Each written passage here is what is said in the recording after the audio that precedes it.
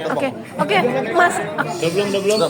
Udah belum. Ya, Oke, aman. Tahan dulu nih. Gimana update persidangan kemarin terhadap Agak kanan ketika maaf Kak. Iya, kalau persidangan masih tahap awal ya, masih pemeriksaan legalitas dan sebagainya. Tentunya kami menghormati hak individu setiap warga negara untuk mengajukan hak hukumnya melalui gugatan perdata.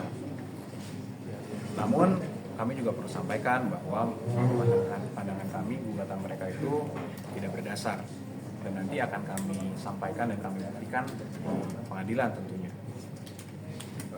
Untuk sekarang mungkin kami tidak bisa terlalu detail karena kami hormati proses yang berjalan. Tapi kembali ya tetap kami hormati lah. Dari pihak mereka mengajukan klaim-klaim seperti itu kami hormati. Kasus ini berpengaruh dengan kondisi fisik dari diri sendiri nggak sih? bagi kantor juga nih di manusia. Ya tentunya ya mungkin iya ya Mas ya, kalau perlu bisa saya sampaikan ya mungkin pasti iya, cuman ya makanya kami semua dari tim dan semua teman-teman dan keluarga tentunya pasti mendoakan selalu lah dan menjaga kondisi dari kami ini seperti apa. Mas Yakub sendiri alasannya apa sih akhirnya ikut mendampingi untuk kasus Vidi sendiri? Ya karena kami melihat kami semua kuasa hukum sudah mempelajari juga gugatannya dan kami lihat memang gugatannya menurut pandangan kami tidak berdasar. Ya mungkin detailnya nanti akan kami sampaikan lebih lanjut. Tapi ya tentunya kami sebagai kuasa hukum harus objektif juga kan, walaupun kami mungkin sudah mengenal Vidi cukup lama dan memang dekat, tapi secara hukum memang kami sampaikan klaim yang dari mereka itu tidak berdasar. Oke, ini dari pihak sana mengatakan Vidi secara tidak langsung mengakui perbuatannya itu bersalah dengan salah satu Vidi menghapus playlist di Spotify. Nah, ini yang perlu diluruskan ya.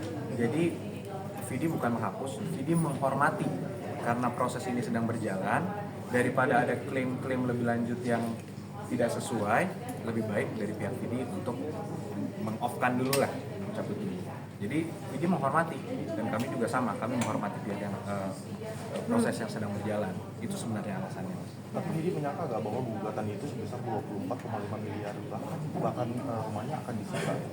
Nah itu adalah salah satu bagian yang menurut kami tidak berdasar, salah satu bagian. Tapi ya kembali lagi, selama ini hubungannya baik, ya dari Vidi cukup kaget lah dengan adanya gugatan ini. Tapi ya kembali lagi ya namanya juga hak warga negara ya kami akan layani lah. Keberatan dari Vidi sendiri mungkin dijelaskan ke Mas Yakub, maksudnya dalam arti ini kan gugatannya cukup besar, mungkin ada nanti keinginan dari Vidi apa gitu, mungkin dari minta nominalnya diturunkan atau ada mintanya restoratif justice atau seperti apa sih nantinya? Bukan, kami melihatnya nggak ke situ Mbak. Yang kami lihat adalah gugatan ini sebenarnya berlandasar hukum atau tidak. Ada nggak dasar hukumnya untuk pihak penggugat mengajukan ini? Dan setelah kami pelajari, memang tidak berdasar. Dan dari Vidi-nya pun juga yang bukan bahasa legal, mungkin kalau bahasa legal mungkin Vidi akan saya serahkan kepada kami gitu kan. Tapi yang lebih teknisnya, non legalnya, beliau juga menyampaikan ya cukup kaget.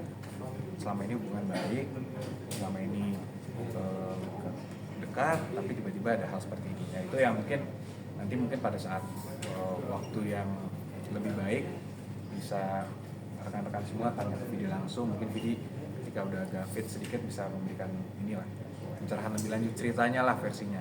Karena selama ini juga kami diam, versi Vidi belum dengar pastikan rekan-rekan seperti apa dan pasti menunggu, saya yakin. Mohon maaf mungkin selama ini Vidi juga masih belum terlalu fit untuk memberikan itu dan kami pun juga menghormati proses yang ada, makanya selama ini kami belum terlalu banyak lah untuk memberikan statement dan sebagainya. Tapi ada komunikasi antara Vidi dengan Kinan di luar persidangan nggak mungkin, atau mediasi secara kekeluargaan gitu? Sejauh ini sih dari sejak gugatan masuk belum ada. Sudah pihak Kinannya juga nggak ngubungin via telepon ke Vidi? Belum ada. Untuk ke kami kuasa hukum sudah pasti belum ada. Untuk ke Vidi terakhir infonya untuk saya sih belum ada juga. Tapi kalau terbarunya saya belum tahu lagi ya. Tapi per kemarin mungkin belum ada juga.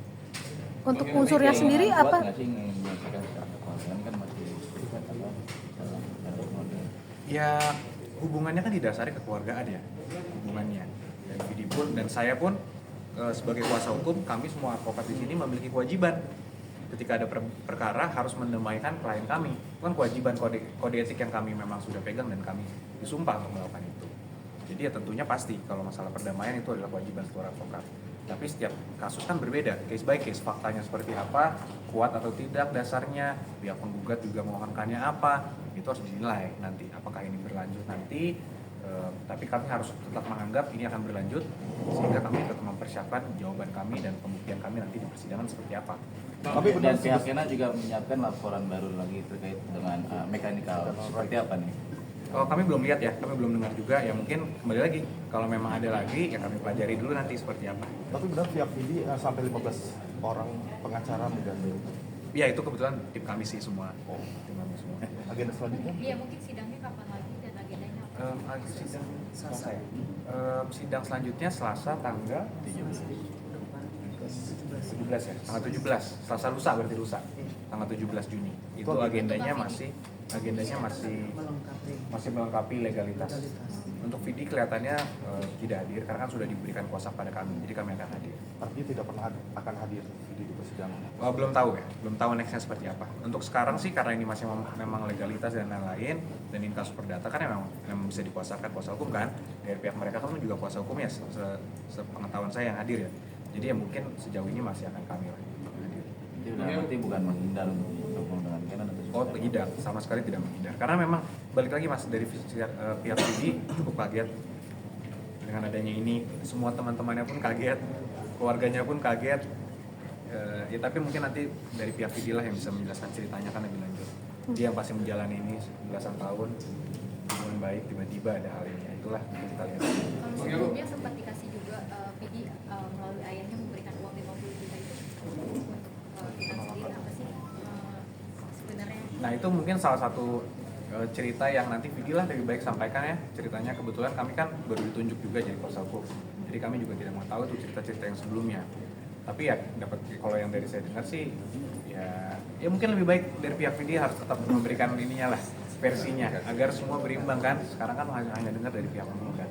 Bang Yakub dengan mencuatnya kasus ini mempengaruhi job Vidi ke yang pas ke depan atau bagaimana? Kalau ada mungkin dengan kondisi dia yang menurut sekarang ada yang memperpanjang yang tertunda atau di cancel? Ya mungkin secara tidak langsung ya.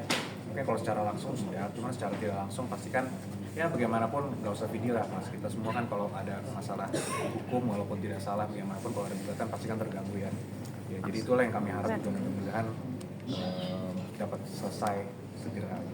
Mas Yakub, tadi kan Mas Yakub bilang ada beberapa unsur yang tidak terpenuhi. Mungkin salah satunya unsur apa sih yang akhirnya menurut Mas Yakub dan tim ini kasus ini tidak unsurnya tidak tepat begitu? Nah kalau secara keseluruhan memang kami lihat tidak berdasar. Poin-poin bagaimana tidak berdasarnya nanti mungkin kami sampaikan di jawaban kami dan pada saat persidangan lah. Nanti mungkin setelah persidangan yang sudah makin jauh nanti akan kami update juga ke rekan-rekan semua. Tapi Vidi kan sudah mengaku bersalah. Mengaku bersalah kapan ya Vidi mengaku bersalah ya? Mengaku bahwa dia melanggar. Kapan tuh mas? Saya belum pernah dengar malah Vidi mas. Jadi mungkin saya klarifikasi ini bahwa Vidi tidak pernah ada pengakuan bersalah atau pengakuan telah melanggar dan sebagainya. Kembali lagi Vidi kaget dan gugatannya ini pun ketika disampaikan kepada kami kan tentunya kami harus objektif menganalisa dulu dong. Walaupun klien kami kalau itu A kami sampaikan A, kalau B kami sampaikan B. Nah ketika kami lihat memang tidak berdasar. Tapi ya kembali lagi kami tetap menghormati hak seorang individu atau dua orang para pihak penggugat untuk mengajukan gugatan ataupun klaim. Jadi kapan balik ke Indonesia? Saya belum cek lagi ya. Kayaknya sih harusnya baru balik atau mungkin segera balik sih. Karena kesana kan hanya untuk treatment, kemudian balik lagi. Jadi bolak-balik nggak selama treatment berapa lama di sana semua nggak bolak-balik. Oke semuanya. Terima kasih. Terima kasih.